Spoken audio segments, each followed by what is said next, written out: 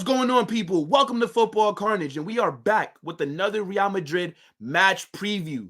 The international break is over, so it's time to get back to some club football. And we got a big La Liga matchup against Celta Vigo on Saturday. So I need you guys to get in the comment section and let me know what you're thinking for this game. What starting 11 do you want to see? What players do you think need to step up? How are you viewing this matchup? Because I view this as a statement game. Because after we play Celta Vigo, it's time for El Clasico. And with the form that we're on at the moment, we need to go out there and dominate Vigo. We need to be going into El Clasico next week feeling confident. So to me, this is a huge game. But I do want to show you guys the La Liga table. We're currently sitting in second on 21 points. We're still trailing behind Barcelona, who are on 24. Celta Vigo, they're sitting in ninth. So they've been good enough to keep themselves in the top half so far. And this is definitely not a game that I want to automatically say we should be picking up 3 points. I mean, no, we should. But I can't even talk with that much chess because the form that we've been on this season, it's not really been that good. I don't think we've looked dominant in a majority of our games. I can only think of 3 performances that Madrid have had this season where we absolutely cooked. Espanyol, Alaves, and Atletico Madrid. We had that 3-game run where we were starting out in the first half on fire. We were creating all these chances. We were dominating possession. We were the team on the front foot. And then after that Atletico game, we just reverted to what we were seeing at the beginning of the season. What were we seeing in the beginning of the season, chat? Starting off the game slow, right? We were second half FC. We would be getting cooked in the first half of games. We would be letting teams dictate the tempo. We'd be letting teams create all these big chances against us. We had to rely on Thibaut Courtois to make big save after big save after big save. And it wasn't sustainable. I think the fact that we are still unbeaten in the league, right? And I told you guys that our poor form was going to come back to bite us because we did lose our first game in damn near 8-9 months in the Champions League against Lille.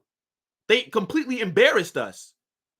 And I think we had that coming with how shit we were playing. But I think in the league, it's a miracle that we are still unbeaten in La Liga. The last time we lost a La Liga game, I think it was against Atletico Madrid last September at the Metropolitano. We've been on some great form since then. And this season, we've been fortunate because we've gotten away with it quite a few times. We should have lost against Las Palmas. We should have lost against Real Sociedad, right? Las Palmas, we're lucky that Sandro is shit because when it was 1-0, he had an open goal and he missed. They could have put us away. Real Sociedad hit the post 3 times before we even got a shot on target, bro. They were cooking us. And I told you guys, it was not sustainable. But some way, somehow, we are still undefeated. And we're on the verge right now of equaling or breaking a La Liga record if we manage to win or draw at least our next 2 games. Now, when I'm looking at Celta Vigo, for me, this is a match that you must win. You must. There's no excuse for Real Madrid to go play Celta Vigo and drop points. Absolutely none. We should be dominating them. We should be starting out in the first half fast. We should be creating all these big chances. But I do have to say, the run that we're on is really impressive. 41 matches unbeaten in the league. It's crazy. And we're very close to making history. Now, we got to get past Celta Vigo. And then guess what that record game is going to be against? It's going to be against Barcelona. Like, of course, the game where we can break that record is going to come against them in El Clasico. But we can't even think about that too much. We got to focus on Celta Vigo at the moment. And I want to say that I feel confident we'll go out there and just dominate. But every time I go out there and say we should be cooking and I'm expecting this and that, they always disappoint me. We've been playing some bad football this season, and we need to go back to what we were doing against Alaves, against Espanyol, against Atletico, where we dominated, where we started off fast in the first half, where we were creating chances, where we were scoring goals in the first half. I'm tired of having to rely on second half performances to not lose games. I'm tired of watching us play shit for 45 minutes and then see us start playing better in the second 45 minutes. Who wants to see that every time? I got to watch Barcelona go out there and dominate teams. Hansi Flick has those boys cooking. They look like a well-oiled machine. They're putting 4, 5 past teams. We're sitting here struggling. I'm not trying to see that anymore. I don't know what Carlo told them when we had that nice little 3-game run, but that's what we need to go back to. Now, before we look at the ops, right, I just kind of want to show our recent performances, right? So the game against Villarreal, we beat them 2-0 at the Bernabeu, but we were very lucky that game because Villarreal had a bunch of chances that they missed. And we only scored 2 goals because of 2 moments of individual brilliance. Valverde scored a screamer. Vinicius scored a screamer. But Villarreal were the better team. We're just lucky that they don't have the quality to capitalize on the mistakes that we were making. We lost against Lille, 1-0. The worst game of the season so far. Against Atleti, this 3-game run right here, chat. Espanyol, Alaves, Atleti. Now, I know that we drew against Atletico. We deserved to win that game. We were absolutely cooking them. But this 3-game run right here was the best 3 games that we played all season. I told you guys earlier, we looked dangerous from kickoff. We were better on the ball with possession. It was beautiful to watch. Because before that, we were struggling. Stuttgart, we struggled. Real Sociedad, we got lucky to get the penalties there. Betis, I think we played decent, right? If we even want to go back a little further than that, you got Mallorca, who we drew against. Valladolid, I think we were okay. Las Palmas, we should have lost. It's not sustainable, chat. It's really not. And we've been fortunate that aside from the Madrid derby, the teams that we've been going against in the league haven't been that good. Atletico, yes, they are a hard team. They always give us problems. They're the last team that's beaten us in the league. But aside from them, we've been very fortunate to not be going against some of the better teams, right? Like a Bilbao or a Barcelona yet. Because how we were playing and the form that we're currently on right now, if we went against them, we'd have got cooked. You saw us get cooked against Lille. Imagine if we would have played a Liverpool before then. Imagine if we would have played Dortmund, AC Milan. It wouldn't have been a fun time. So they have to use this Celta Vigo match as the game where things turn around. We need to head into the El Clasico matchup on great form, on the highest confidence. Because unless Barca drop points against Sevilla this weekend, we're going to still be trailing them. And we don't want to let the title race slip away. When's the last time Real Madrid defended their La Liga title? I've never seen it as a fan. I started watching in 2014. I've never seen us defend the league title. And with the addition of Mbappe, the expectations are you won it last year without him, and now you add Mbappe, you have to win it now. And I do think people are a little bit excited to see Real Madrid fail because we have been struggling a bit.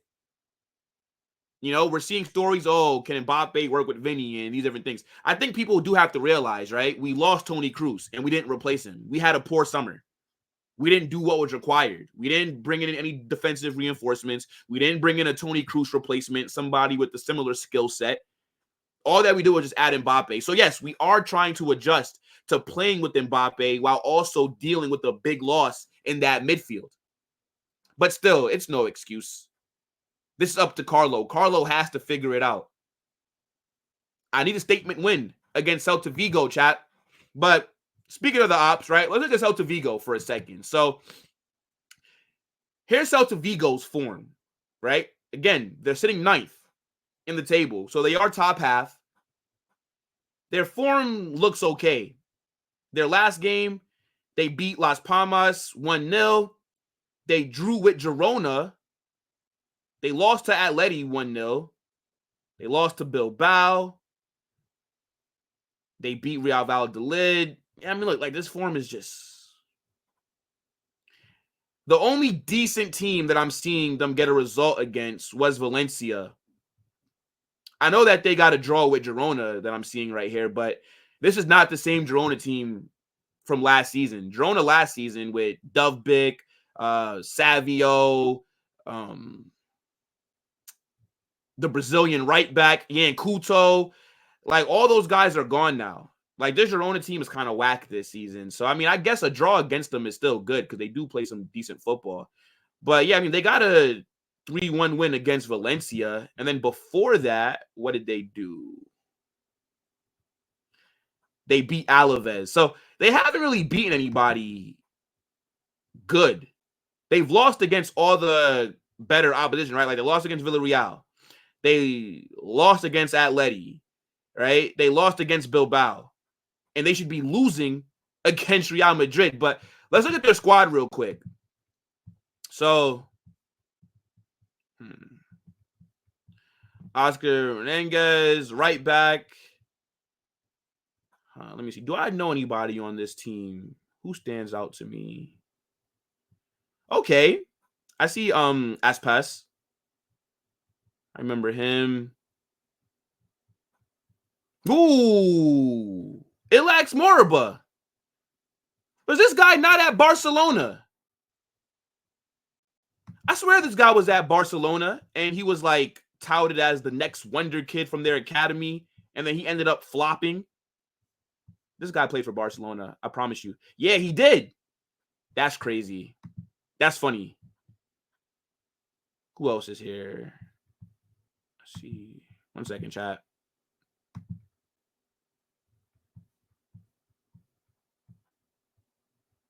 Marcus Alonso. Interesting. Okay. Point is, none of these players I rate. None of the guys that we're seeing right here for Celta Vigo are players that we would take at Madrid. Now, obviously, right, the game's not played on paper. It's played on the pitch. So, yes, they do have a chance to get a result against us. But anything less than a dominant performance is just really going to piss me off. But let's kind of circle back to Real Madrid. We do got to look at the injuries, right? So injuries have been an issue for us this season. They really have. Just like last season, it seems like every day there's another injury at Madrid. It's actually pretty annoying. So there may be some key players that are not out there, right? We can run through them real quick, but you have Éder Militão. He missed the international break. They said that he should be fit for Celta Vigo, so I do expect him to be out there for this game. Dani Carvajal, obviously, he suffered that crazy injury against Villarreal at the end of the game. He's done for the season.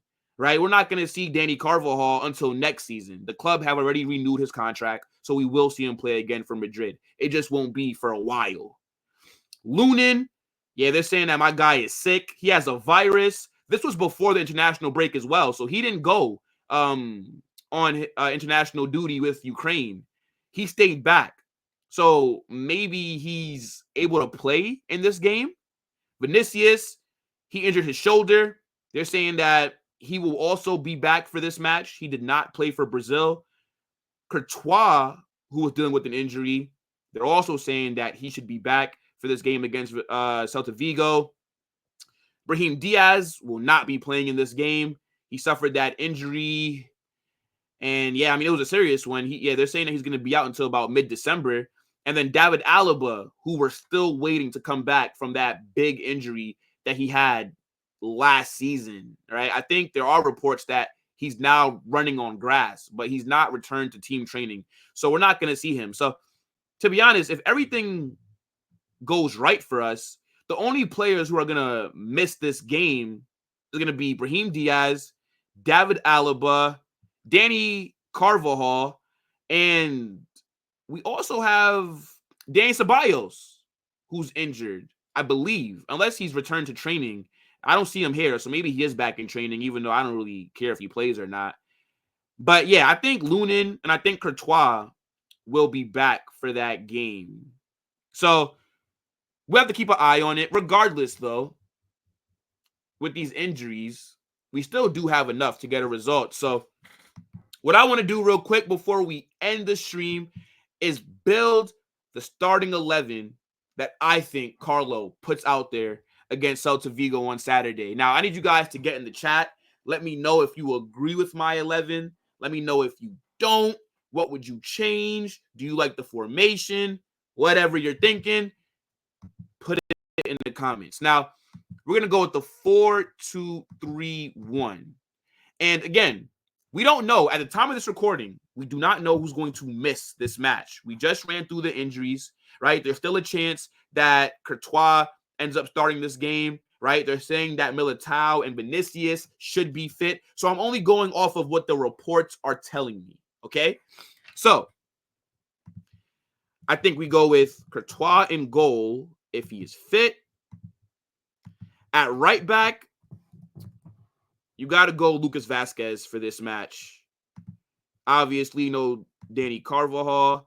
I don't particularly rate Lucas Vazquez, but I think that he is good enough to do a job against Celta Vigo. Like, come on. If he can't start against Celta Vigo, then, I mean, why is he still at the club? So Militao and Rudiger. And again, if Militao is fit, then, you know, he has to go there. Ferland Mendy at left back. Then Valverde, right mid, well, kind of like that double pivot with Tchouaméni, who captained France over the international break. Big up to my guy, Tchouaméni. Then I think you got to do Jude in the 10. Rodrigo, who played both games for Brazil, started both games, very high-pressure situations because those are World Cup qualifiers. Vinicius on the left, and then Mbappe up top. Now, this is how I think Carlo ultimately lines up. Let me know if you guys agree with this. But if there are any changes, I think it just depends on the injuries. Because if Militao is not fit enough to play, then you got to drop Tchouaméni into that back line, and then you got to start Camavinga in the midfield, right? If Courtois is still not fit enough to play, hopefully Lunin is over his virus, and then you start Lunin, which I don't mind. There is a possibility that Carlo does end up doing the diamond formation. We saw that since Camavinga's been back, he's been running the diamond. So there is a chance that we see that. But I just prefer Rodrigo to be out there. I think Rodrigo is a very crucial player, and I don't like him coming off the bench. He got injured in that Atleti game. We didn't see him play against Lille. And did he play against Villarreal? I'm not even sure, but he didn't I don't think he even, if he did play, he didn't get enough minutes. So Rodrigo for me should be starting this game because in theory, this is the 11 that I want to see against Barcelona. But as I said, let me know what you guys think about this 11. But guys, big up to your damn selves, man. Big game against Celta Vigo. A must win for Real Madrid. I'm going to go score prediction. 3-1. 3-1 Real Madrid. And I think that we will see a dominant performance because they know what's coming up after this game. And we need that confidence to be high. But as I said, let me know what you guys are thinking for this match. Get in the chat. Don't forget to smash that like button. Subscribe to the channel. Turn on those post notifications because we will be doing a watch along for this game right here on the channel. So you guys don't want to miss anytime I go live or I drop a new video. I'm out, people. Peace.